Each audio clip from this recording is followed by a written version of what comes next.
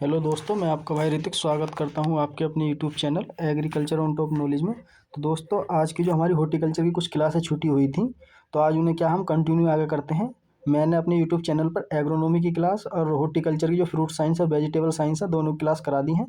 तो ये जो हमारी क्लास चल रही है फंडामेंटल ऑफ हॉर्टिकल्चर की चल रही है, ठीक है। अगर आपने पिछली क्लासें नहीं देखी तो एक बार जाकर देखें। ये जो क्लास है आपके UP CATET exam, ICR exam या यूपी बोर्ड के पर्पज से भी बहुत ही हेल्पफुल हो सकती है, ठीक है। तो आज की जो हमारी क्लास होने वाली है 14वीं क्लास होने वाली है, ठीक है। कौन सी 14वीं? इससे पहले मैंने 13 क्लासें करा रखी हैं इंट्रोडक्शन ऑफ हॉर्टिकल्चर के नाम से, ठीक है। अगर आप हमारे चैनल पर पहली बार विजिट करें तो आप हमारे चैनल को सब्सक्राइब करें, बेल आइकन दबा दें, जिससे आने वाली हर एक वीडियो नोटिफिकेशन आप तक क्या पहुँच जाए, ठीक। तो चलते हैं गैर टाइम वेस्ट करें आगे। तो इसमें देखेंगे हम क्या, नर्सरी का मैनेजमेंट, यानी कि नर्सरी को हम कोई भी प्लांट तैयार करते हैं उसका किस तरीके से मैनेजमेंट करते हैं, ठीक है। इसके बारे में क्या हम इसके अंदर देखेंगे। तो इसके अंदर क्या, नर्सरी का प्रबंधन, हिंदी की बात करते हैं प्रबंधन बोलते हैं, नर्सरी मैनेजमेंट। नर्सरी के लिए आवश्यकताएं होती क्या चीज़ होती है। नर्सरी का क्षेत्रफल छायादार होना चाहिए और पर्याप्त स्थान वाला होना चाहिए, ठीक है। जलभराव में मुक्त होना चाहिए, यानी कि वहाँ पर क्या पानी ज़्यादा नहीं भरना चाहिए, और उपजाऊ भूमि का चयन करना चाहिए हमें। बात करते हैं क्या, भूमि सदा कैसी होनी चाहिए, बलुई होनी चाहिए, यानी कि हल्की क्या रेतीली मिट्टी होनी चाहिए, जिसका पीएच मान की बात करें 6.5 से 7.5 के बीच होना चाहिए। ओके, आगे चलते हैं।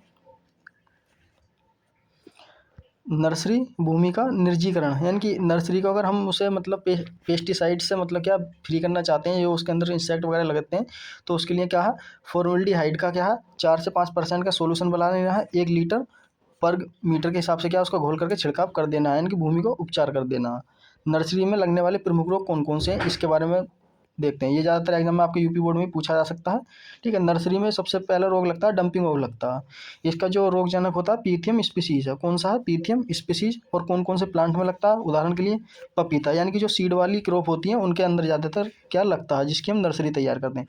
पपीते की हम नर्सरी तैयार करते हैं तो उसके अंदर लगता है जो सोलेनेसी परिवार है हमारा, ठीक है, जिसके अंदर टमाटर है, मिर्च है, ठीक है। ये सब चीज़ क्या आती हैं, कई क्रॉप, तो उसमें क्या लगता है। इसके जो उपचार करते हैं हम, जो डंपिंग ऑफ का है, तो कैप्टन या थायराम का उपयोग करते हैं 2 से 3 ग्राम पर केजी के हिसाब से। ओके, कॉपर ऑक्सीक्लोराइड का उपयोग भी किया जाता है। इसमें क्या, कॉपर ऑक्सीक्लोराइड का उपयोग क्या किया जाता है। ओके, बात करते हैं कैरी का प्रकार। क्या कैरी का प्रकार? समतल कैरी, ठीक है। सामान्य वर्षा वाले क्षेत्रों में जो है हम किस तरह की कैरी उपयोग करते हैं, समतल वाली, जहाँ पर कम वर्षा होती है। ऊंची कैरी का ज़्यादातर हम कहाँ यूज करते हैं, जहाँ अधिक वर्षा होती है, ठीक है। तो कहाँ पर यूज करते हैं, जहाँ पर ज़्यादा का पानी का जल भराव की दिक्कत होती है, वहाँ क्या हम ऊंची कैरी लगाते हैं, जिसे बोलते हैं रेजिंग बेड। गहरी कैरी जिसे बोलते हैं इंग्लिश में सनकिंग बेड, ठीक। गहरी कैरी का उपयोग सूक्ष्म क्षेत्रों में किया जाता है। जल का स्तर क्या कम होता है, इसमें जल का स्तर क्या होता है, कम होता है। ओके, जहाँ पर जल का स्तर क्या कम रहते हैं वहाँ हम क्या गहरी कैरी का उपयोग करते हैं। जो गहरी कैरी की माप है उसके लिए कितनी सेंटीमीटर, कितनी लंबाई होनी चाहिए, कितनी चौड़ाई होनी चाहिए, कितनी गहरी होनी चाहिए। लंबाई की बात करते हैं 3 से 5 मीटर के आसपास क्या हमें लंबी बनानी चाहिए, ठीक है, इस तरीके से 3 से 4-5 के आसपास। और चौड़ाई की बात करते हैं, ये जो चौड़ाई है इसकी कितनी होनी चाहिए, 1 से 1.5 मीटर की होनी चाहिए। गहराई की बात करते हैं 15 सेंटीमीटर, यानी कि इसकी जो बीच की गहराई होनी चाहिए ये वाली, तो ये कितनी होनी चाहिए, 15 सेंटीमीटर, ठीक। ये जो है ज़्यादातर किस में यूज़ करी जाती है, मटर, भिंडी, कुकुरबिटेसी बीज के बड़े होने के कारण इस नर्सरी का क्या, इनकी सॉरी, ये कह रहा है कि नोट, मटर, भिंडी एवं कुकुरबिटेसी जो कुल होता है, इनके बीज बड़े होते हैं, तो इसलिए इनकी क्या हम नर्सरी तैयार नहीं करते हैं, ठीक। ये आपको क्या पता होना चाहिए। जिनके सीड बड़े होते हैं उनकी क्या हम नर्सरी तैयार नहीं करते, डायरेक्ट क्या सुइंग करते हैं अपने फील्ड के अंदर। ओके, बात करते हैं नर्सरी का क्षेत्रफल, यानी कि किस फसल को कितनी क्षेत्रफल की आवश्यकता होती है उसके बारे में। अन्य फसलों की बात करते हैं तो 2500 वर्ग मीटर के आसपास। और टमाटर की बात करते हैं, इंपॉर्टेंट पॉइंट है ये वाले आपके यूपी के टेट एग्जाम के पर्पज से, आईसीआर के एग्जाम से। टमाटर की बात करते हैं 100 से 125 सेंटीमीटर वर्ग के अनुसार।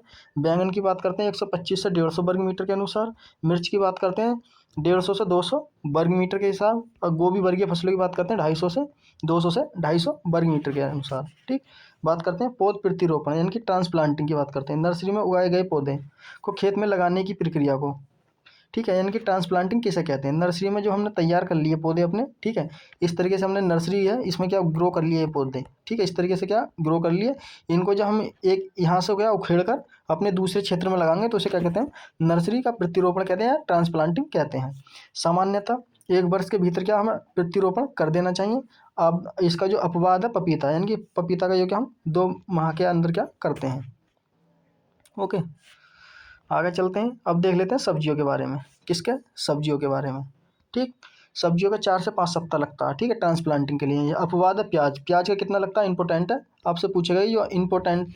प्याज की नर्सरी कितने टाइम में तैयार हो जाती है? 6 से 8 सप्ताह में। ओके, सदाबहार पौधों का रोपण सामान्यतः कितना होता है? जो वर्षा ऋतु होती है जुलाई अगस्त में किया जाता है इनका रोपण। जैसे केला, आम, पपीता, नींबू, अमरूद, इनका कब करते हैं? कब करते हैं हम इनका? इन सब का जो हम करते हैं कब करते हैं? सदाबहार पौधों का जून जुलाई में क्या हम प्लांट इनकी ट्रांसप्लांटिंग करते हैं खेत के अंदर। ओके, पतझड़ वाले पौधे होते हैं वो कब? बसंत ऋतु। जैसे कि अब इस समय क्या फरवरी मार्च का महीना, आप क्या इस समय प्लांट लगा सकते हैं। जैसे अंगूर है, अनार है, बेर है और आंवला, इन सबको क्या आप ग्रो कर सकते हैं। ओके, बात करते हैं पौध लगाने का उपयुक्त समय। ठीक है, कौन सा पौध लगाने का उपयुक्त समय? मुख्यतः शाम के समय पौध लगाते हैं। इस समय क्या है, वाष्पोत्सर्जन की दर क्या कम हो जाती है? कैसी हो जाती है? कम हो जाती है। नर्सरी में अधिकतर पौधों का लगभग 15% अधिक पौधे लगाए जाते हैं ताकि फसल के नुकसान की भरपाई हो सके। ठीक है, हम जो नर्सरी तैयार करते हैं जब लाते हैं कहीं से, तो हमें 15% के अधिक पौधे लाने चाहिए, क्योंकि कुछ पौधे ऐसे होते हैं जो क्या नुकसान हो जाता है, लाते टाइम क्या खराब हो जाते हैं। ठीक है, हम जो नर्सरी को ज़्यादातर तैयार करते हैं तो प्रोट्रे होती है। प्रोट्रे कैसे कहते हैं? नर्सरी की पौध तैयार करने की एक ट्रे होती है, उसे क्या कहते हैं? पोट्रे कहते हैं। इसमें मिश्रण क्या क्या होना चाहिए? कोकोपीट मिलाना चाहिए, परलाइट मिलाना चाहिए, वर्मी कंपोस्ट का इनकी अनुपात होना चाहिए। कितना होना चाहिए? 3:1 के आसपास क्या होना चाहिए। यह मिश्रण पौधों की जड़ के विकास एवं जलधारण क्षमता को क्या बढ़ाता है। ओके,